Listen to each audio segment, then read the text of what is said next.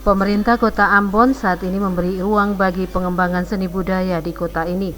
Setelah mendukung festival Jukulele di 5 kecamatan di Kota Ambon, pemerintah kota juga akan melaksanakan Lomba Cipta Tari.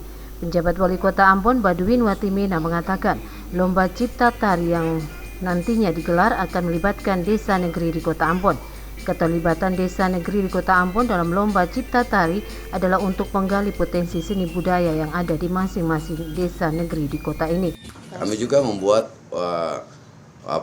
semacam lomba cipta tari yang dilakukan di desa negeri kelurahan. Kita berharap akan muncul tarian-tarian baru yang sesuai dengan ciri khas kearifan lokal dari masing-masing desa negeri kelurahan dimaksud. Nah, kalau bayangkan saja kalau 30 desa negeri kelurahan, 15 saja yang mengikuti lomba ini dan muncullah tarian baru, ya varian tarian baru, 15 tarian baru saja, dia akan menambah khasana budaya kita di Kota Ambon, dan itu berdasar pada kearifan lokal, bukan tari-tarian yang diadopsi dari luar.